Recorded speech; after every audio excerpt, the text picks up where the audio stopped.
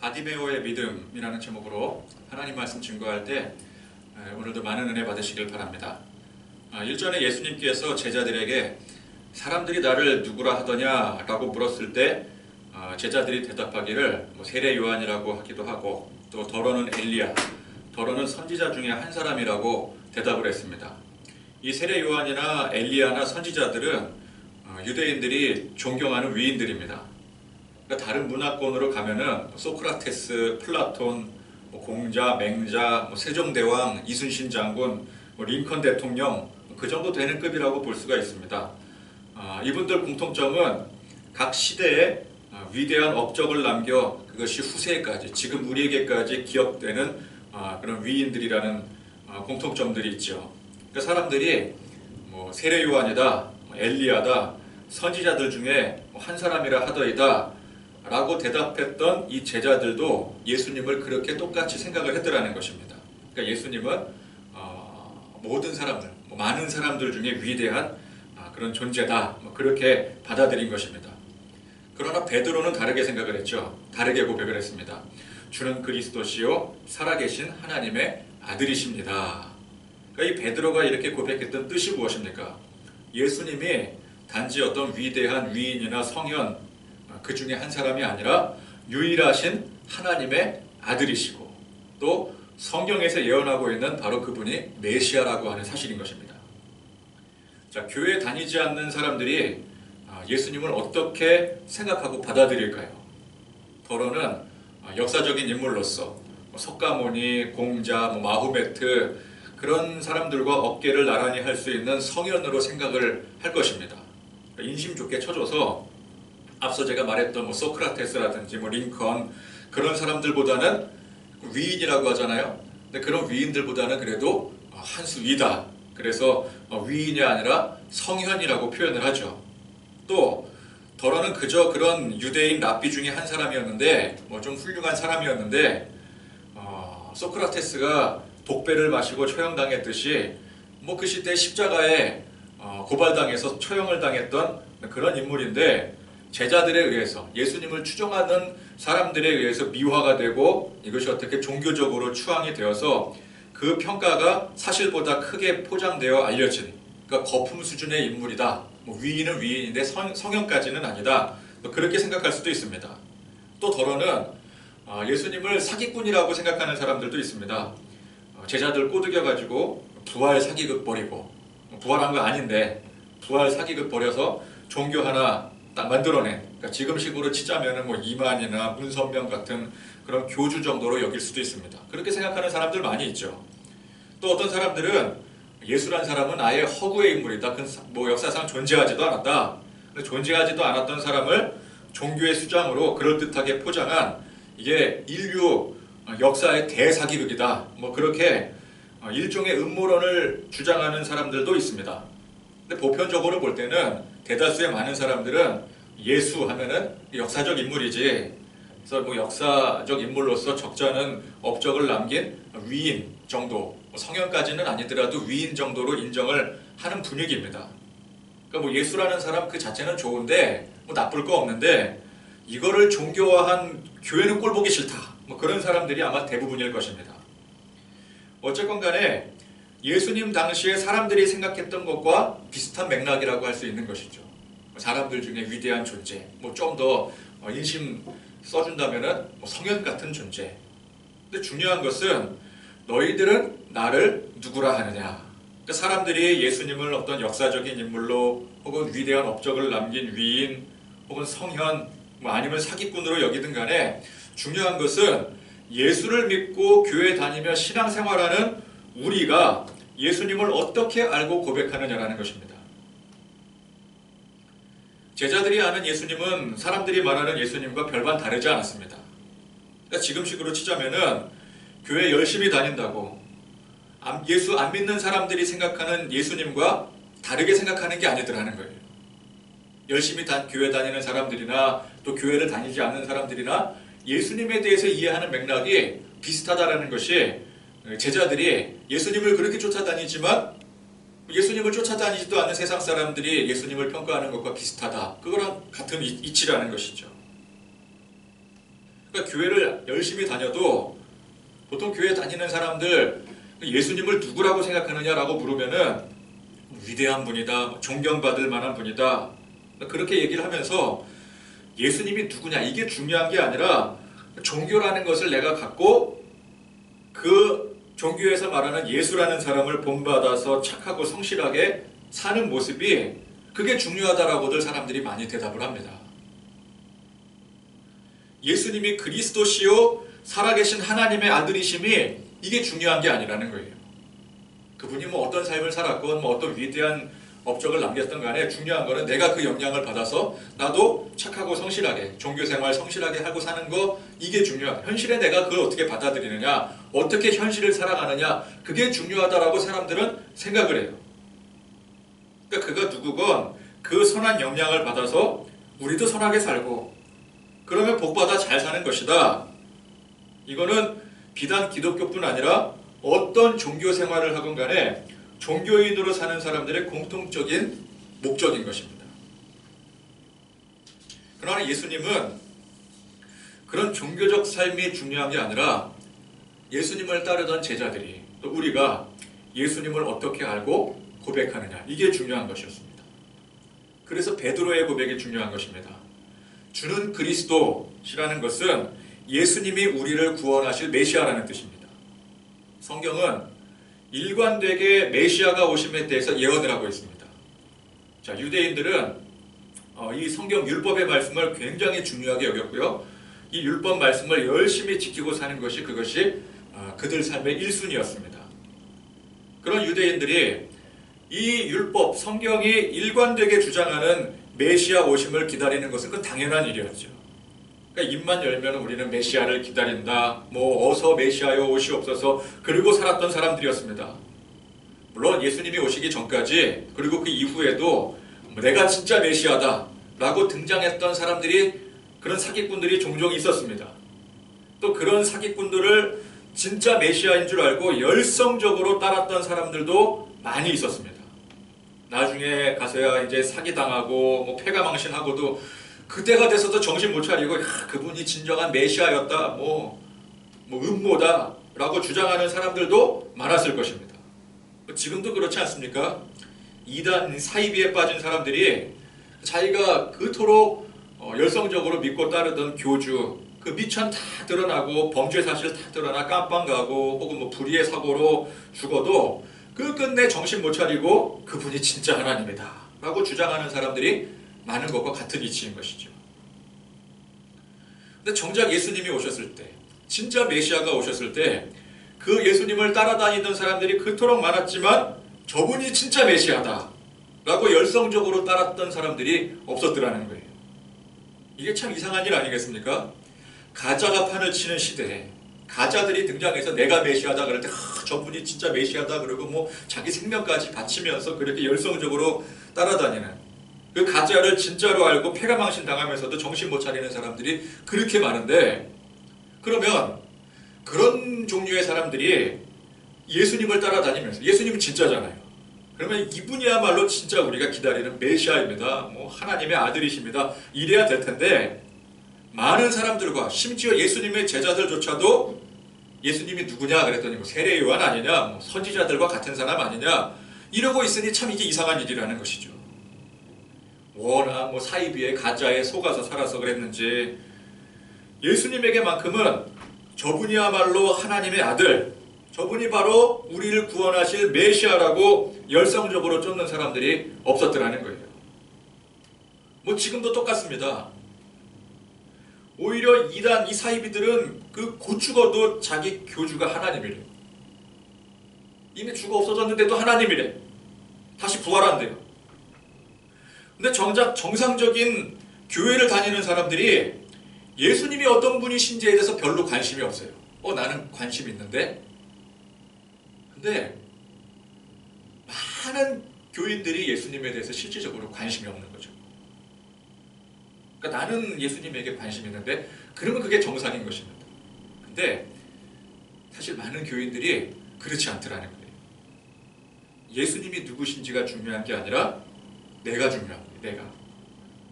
그러니까 예수를 잘 믿어서 건강 얻고 부유해지고 뭐 사업 잘 되고 문제 해결 받는 거. 이게 중요한 거예요. 내 자식 잘 되는 거. 예수님 따라다니던 많은 사람들과 똑같은 겁니다. 예수님 따라다니는 사람들이 예수님에게 관심이 있었나요? 아닙니다. 자기 삶의 유익에 관심이 있어서 따라다녔던 거예요. 나중에 예수님이 십자가에 달려 돌아가실 때 아무도 예수님에게 관심을 두지 않았어요. 왜? 그 상황에서 예수님께 관심을 두면은 자기가 어떻게 되는지 모르는데, 그죠? 제자들마저도 다 도망쳤잖아요. 예수님에게 관심이 1도 없었어요. 오직 나에게 관심이 있어서 쫓아다닌 거예요. 이용한 거예요. 내가 중요하고 내가 잘 되는 게 그게 첫 번째였습니다. 지금 이 시대에도 교회 많은 성도들이 있지만 안타까운 사실은 그 많은 성도들이 예수님에게 진정한 관심이 없다는 것입니다. 뭐 입으로는 관심이 있다고 얘기를 하겠죠. 메시아 뭐 유대인들이 뭐 우리 메시아 기다립니다 그랬지만 실질적으로 메시아에게 돌을 던지고 핍박하고 십자가에 못 박았지 않았겠습니까? 입술로는 뭐 찬양할 때는 뭐 예수님이 나의 구주고 뭐 예수를 나의 구주 삼고 그렇게 찬양을 하지만 실질적으로는 예수님에게 관심이 없는 거예요. 내가 중요해서 교회 다니고 내가 중요해서 종교 생활하는 거예요. 수틀리면 그냥 교회 떠나갈 사람들이 대부분이더라는 것입니다. 그래서 여러분, 우리는 예수님이 누구신지에 집중을 해야 됩니다. 그분이 하나님의 아들이심으로 우리를 구원하러 오신 분이시라는, 나를 구원하러 오신 분이시라는 사실에 우리는 집중을 해야 되는 거예요. 자, 이게 무슨 뜻입니까? 내가 하나님이 그의 독생자를 보내 구원해야 될 정도로 심각한 상태에 놓여져 있더라는 거예요. 그러니까 전능하신 하나님께서 그런 특단의 조치까지 취하신 이유는 이게 아니면 우리 인간은 답이 없기 때문입니다. 답이 없는 거예요. 세상에서 아무리 복받아 잘 살아도 또 선행을 쌓아서 또 업보를 쌓아서 최고의 인간이다, 뭐 성현이다 그렇게 칭송을 받는다 할지라도 하나님께서 우리를 구원하실 독생자를 보내주시지 않으면 그거 아무 소용이 없는 것입니다. 세상에 잘 되는 거 그거 아무 소용이 없는 거예요. 죄의 문제를 해결하지 않고서는 우리 인생에 아무런 소망이 없는 것입니다. 그런데 이 죄의 문제를 우리가 해결할 수 있습니까? 결코 없습니다. 율법 말씀을 아무리 잘 지킨다고 해서 이 율법의 말씀으로 죄가 해결되는 게 아니에요. 오히려 우리의 죄가 더욱 크게 밝혀질 뿐입니다. 율법을 통해서. 법이 없으면 죄가 뭔지도 몰라요. 왜? 죄를 규정하는 게, 규정해 놓은 게 법이잖아요. 근데 법이 없으면 죄가 뭔지도 모르고 뭐가 죄인지도 모르고 그냥 느낌 따라 사는 거죠. 그러나 법이 명확하게 명시될 때 범죄 행위도 명확하게 규정이 되는 거예요. 그러니까 우리가 어떤 의미에서 볼 때 전부 다 범법자들입니다. 그렇죠? 무단횡단하고 뭐 신호위반하고 그런 건 다 범법 행위잖아요.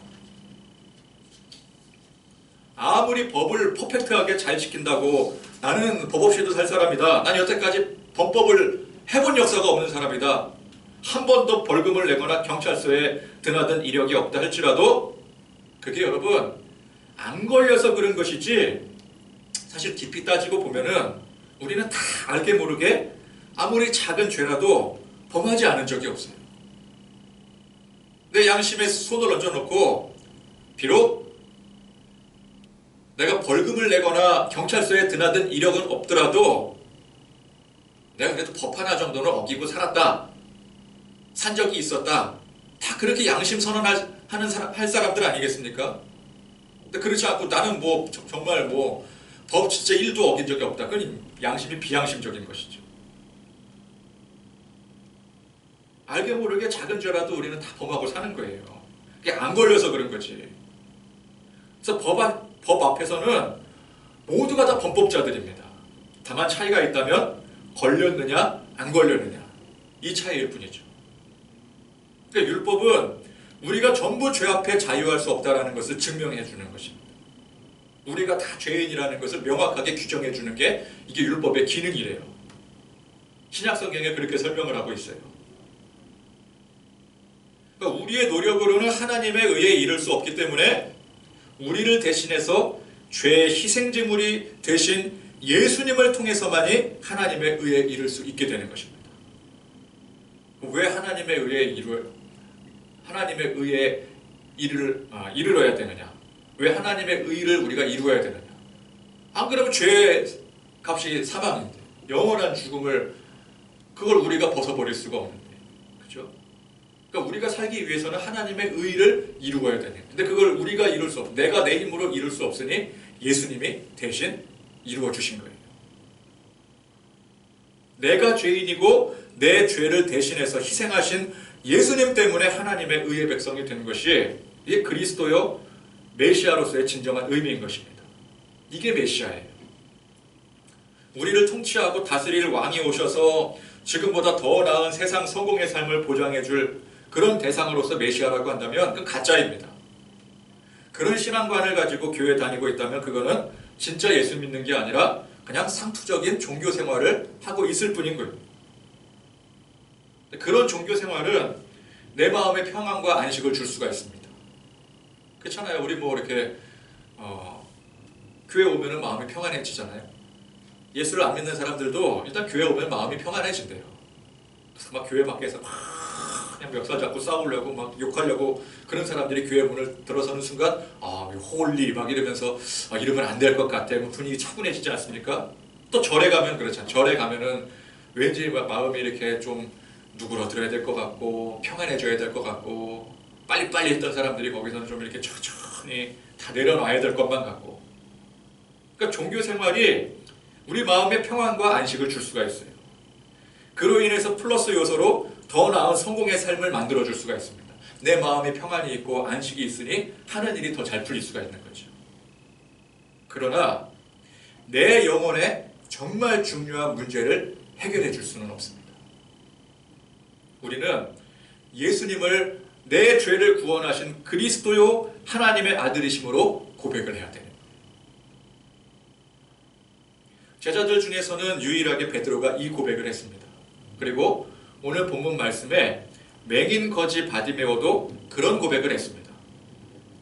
예수님께서 제자들과 또 허다한 무리들과 함께 여리고를 이제 지나가실 때 맹인 거지 바디메오가 예수님이 지나가신다는 그 소식을 듣고 예수님께 왔어요. 그 소리질러 외쳤습니다. 다윗의 자손 예수여 나를 불쌍히 여기소서. 자, 여기서 다윗의 자손이라는 말에 주목을 해봅시다. 예수님은 족보적으로 다윗의 자손이십니다. 혈통적으로라고 말하면 좀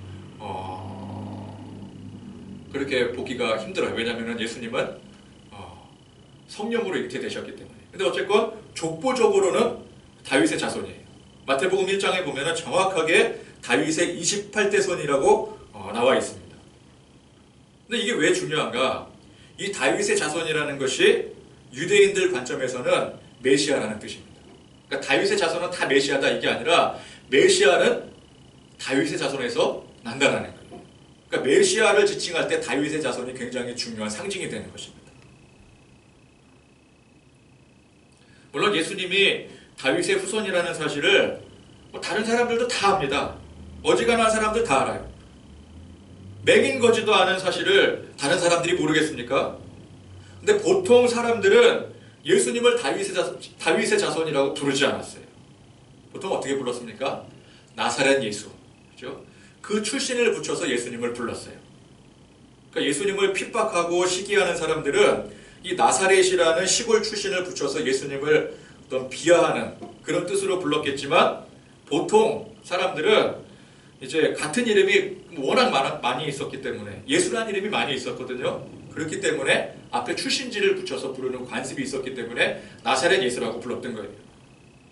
자, 이 말인즉슨 사람들은 예수님이 누구의 후손이냐 이것보다 중요한 게 어디 출신이 어디 살았던 사람이냐 이게 중요했더라는 거예요.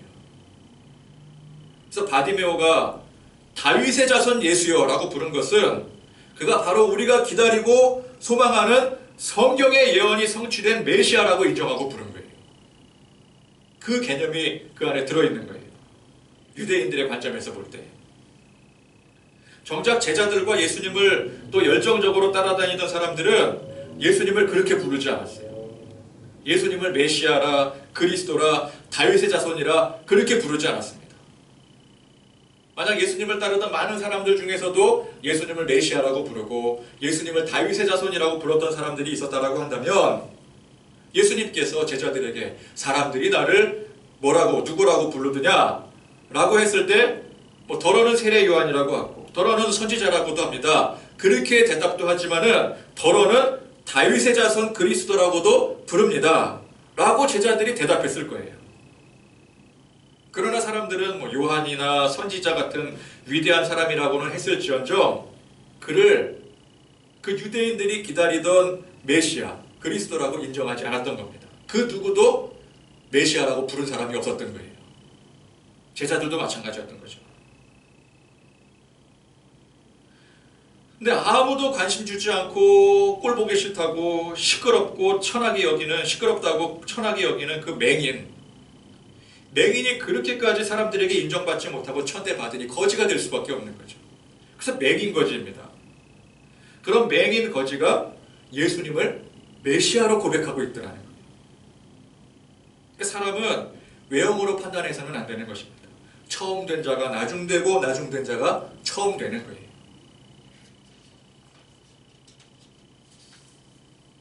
사람들은 그런 바디메오를 꾸짖으며 잠잠하라고, 꺼지라고 내쫓았습니다.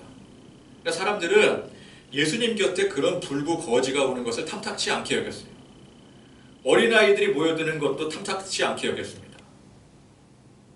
품격을 훼손하는 일이라고 생각을 했죠. 야, 우리 같은 사람 적어도 율법을 준수하고 사회적 지위가 있고 좀 그런 사람들이 예수님을 쫓아야지.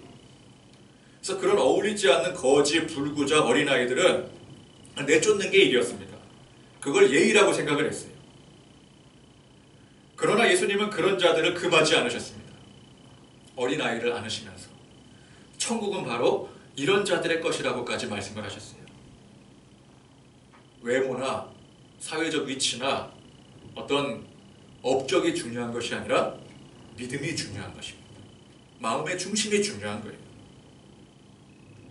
아무리 번지르르 하고 뭐 사회적으로 높은 위치에 또 지대한 업적을 남긴들 믿음이 없으면 그 아무 소용이 없는 거예요. 여러분, 교회가 이런 사람들을 보다 우대하고 약자들을 소외한다면은 그건 스스로 믿음 없다고 증명하는 꼴이 되는 거예요. 우리는 믿음보다 외모를 본다라고 선전하는 것과 똑같은 것입니다. 물론 사회적 약자들이 다 믿음이 있는 사람들이라 할 수가 없습니다. 부자나 권위 있는 사람들이 믿음 없는 사람들이라고 단정 지을 수도 없는 거예요. 중요한 건 뭐예요? 마음이 낮아져 자기를 낮추고 주님을 높이는 사람이 그 사람이 믿음의 사람이 된다는 거예요. 그러니까 오늘 이 바디메오는 그가 뭐 사회적 약자이기 때문에 믿음이 있다, 이게 아닙니다. 바디메오는 나는 눈도 보이지 않고 아무것도 가진 게 없어서 구걸하는 거지이지만, 그래서 사람들에게 인정받지 못하고 멸시천대받는 사람이지만 중요한 건 뭐예요? 그 마음의 중심이 나의 약함 속에 자기를 낮추고 내가 낮아진 상태에서 주님을 만나기를 소원하고 주님의 은총을 절실히 받고 싶은 그 마음의 중심이 있었더라는 거예요. 그게 믿음이더라는 거예요. 예수님은 바디메오를 만나주셨습니다. 예수님께서 바디메오를 부르시니 그가 겉옷을 내버리고 뛰어 일어나 예수님께 나아왔습니다. 자, 겉옷은 말하자면 그가 깔고 앉는 거적대기입니다. 그렇죠? 멸시천대받고 아무런 소망 없이 사는 과거의 모습이에요. 바디메오는 예수님의 부르심을 듣는 순간 과거의 절망의 상징이었던 이 거적대기를 가감하게 내버립니다. 이제 내가 예수님 만나고 새 사람 되겠다는 강렬한 소망이요 의지적 결단인 거예요. 예수님이 나의 구원자시요 참 소망이라고 고백할 때 우리는 지금까지 나를 지탱해왔던 모든 것들을 버릴 수가 있는 거예요. 바디메오처럼. 바디메오가 겉옷을 던져버렸듯이. 그것이 세상 부유한 물질이건 세속의 욕망이건 간에 주님을 만나는 순간 그 모든 것들 이제는 부질없는 것으로 바울이 얘기했던 것처럼 배설물로 여기고 버릴 수가 있는 거예요. 왜? 우리 주님을 만난 그 순간부터 그분의 영광이 내가 지금까지 주님을 알기 전까지 경험하고 누렸던 최고인 줄 알았던 또 그토록 누리고자 염원했던 것들과 비교할 수 없이 값지고 좋은 것임을 알았기 때문에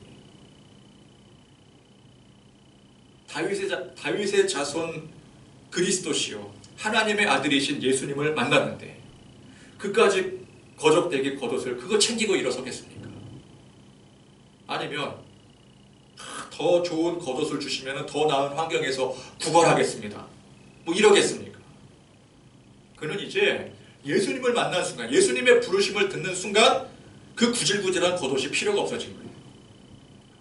예수님 만나기 이전에는 그게 전부였습니다. 그게 제일 중요한 거였어요. 그거 없으면 힘들었어요. 그게 목숨만큼 소중한 것이었는데 예수님을 만나고 나니 그가 아무것도 아닌 것으로 배설물로 여겨서 버릴 수 있었던 것이었습니다. 자, 예수님께서 그에게 내게 무엇을 하여 주기를 원하느냐 라고 물으시니 선생님이여 보기를 원하나이다. 선생님이여 보기를 원하나이다. 맹인이 본다라는 게 이게 있을 수가 있는 일입니까? 전능하신 하나님의 능력이 아니고서는 있을 수 없는 일입니다. 그는 예수님을 다윗의 자손, 성경이 예언하고 있는 메시아로 믿기 때문에 그분이 그런 기적의 능력을 행하신다는 사실을 알고 있었던 거예요. 그동안 예수님은 다른 많은 사람들의 눈을 뜨게 하시고 불치병 고치시고 죽은 자를 살려내셨습니다. 그러면 이 능력은 이건 당연히 전능하신 하나님의 능력인 거예요. 사람의 능력이 아니에요. 바디메오는 그걸 믿었습니다. 그리고 그런 능력을 행하시는 분이시니 그분이야말로 다윗의 자손 메시아라고 고백할 수가 있었던 거예요.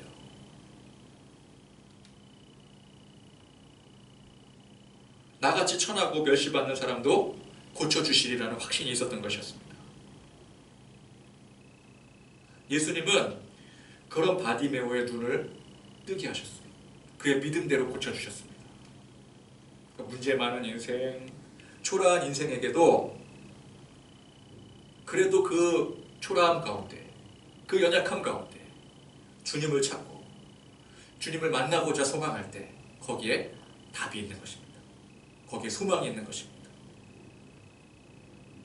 주님을 찾는 게 이게 중요한 거예요.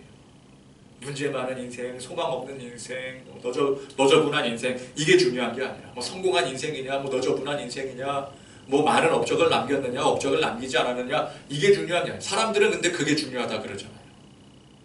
근데 이게 중요한 게 아니라 중요한 건 뭐라고요? 그럼에도 불구하고 예수님을 찾을 때 이게 중요한 것입니다. 그래서 예수님께서 바디메오의 눈을 뜨게 해주셨어요. 자, 그런데 예수님이 뭐라고 말씀을 하십니까? 내 믿음이 너를 구원하였느니라. 자, 내 믿음이 내 눈을 뜨게 하였다. 이게 아니라 내 믿음이 너를 구원하였다.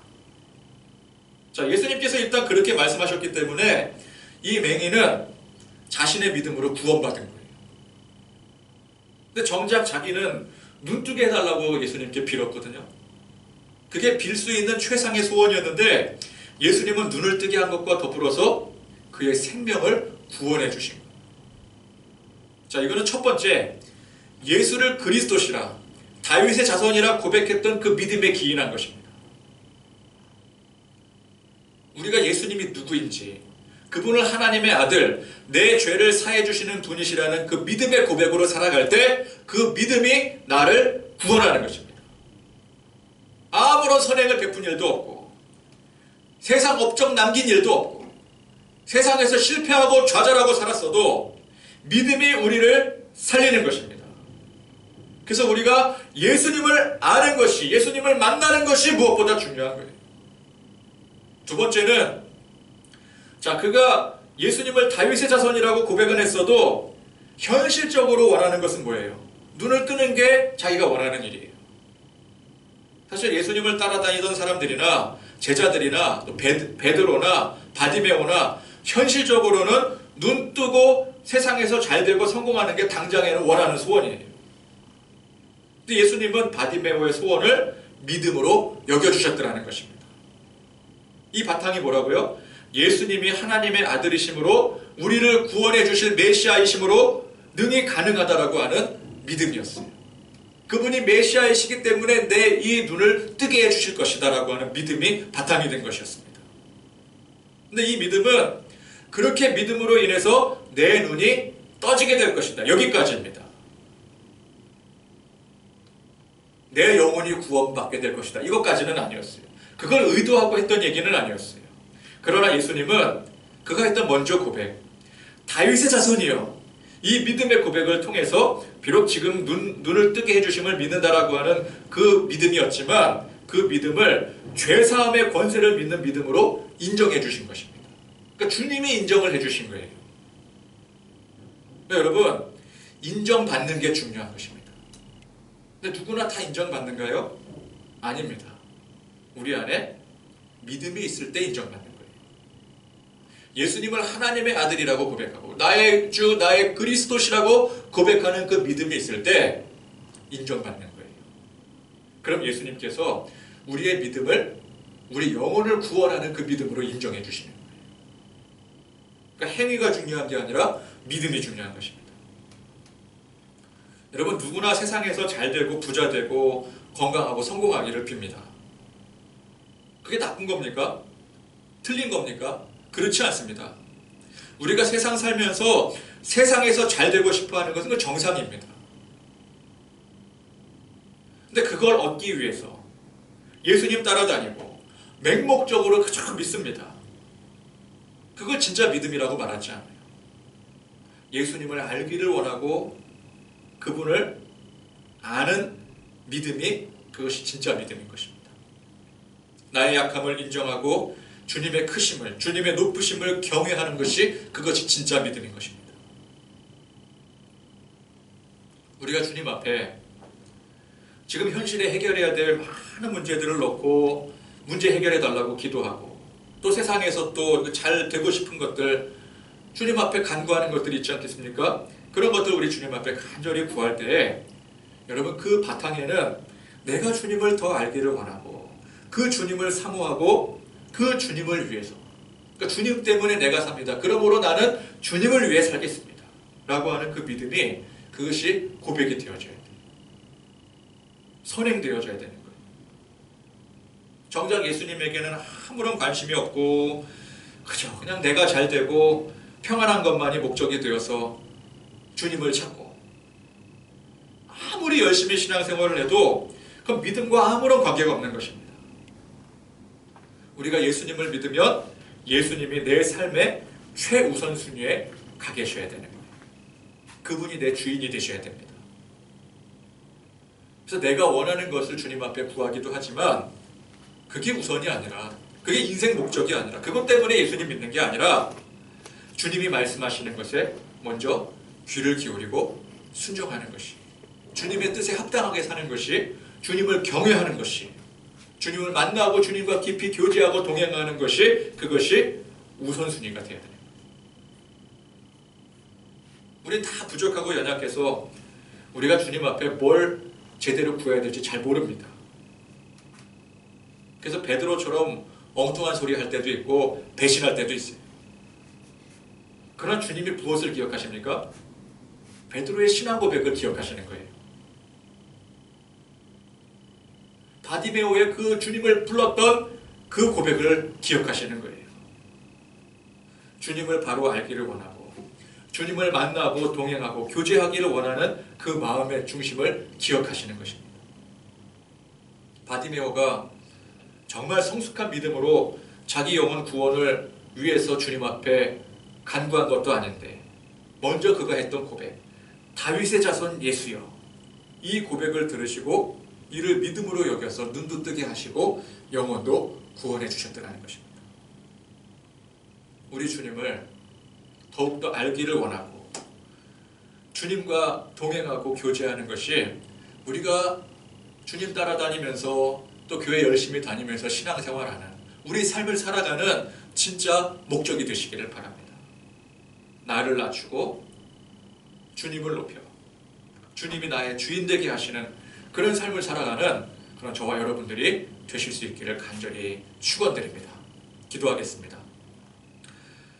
하나님 아버지, 오늘 이 맹인거지 바디메오가 그토록 사람들에게 멸시 천대를 받았던 이 바디메오가 예수님에게 필사적으로 다가와 다윗의 자손이시여 나를 불쌍히 여기소서라고 고백했을 때 그 맹인 바디메오를 비판하고 또 손가락질하고 천시 여겼던 많은 사람들이 정작 예수님을 따라다니며 열성적으로 예수님을 쫓았던 많은 사람들 중에 바디메오처럼 그렇게 예수님을 고백했던 사람들이 없었습니다. 주님, 우리가 세상에서 비록 어렵고 힘들게 살지라도 세상에서 많은 공로를 세우지 못했다 할지라도 우리가 교회 안에 많은 공로를 업적을 세우지 못했다 할지라도 내 마음에 주님을 향한 고백, 주님이 누구신지 알고 싶어하는 마음, 그 주님을 알고 그 주님이 나의 생명을 살리시기 위해 이 땅에 오신 분이시라는, 주는 그리스도시요 살아계신 하나님의 아들이시라는 이 고백을 가지고, 이 믿음의 고백을 가지고 우리가 살아갈 때 오늘 이 맹인 바디메오를 받아주시고 그의 그 믿음을 생명을 구하는 믿음으로 여겨주시는, 인정해주신 그 주님의 은총받아 살아가는 우리 하나님의 거룩하고 복된 백성들 될 수 있도록 주여 인도하여 주시옵소서.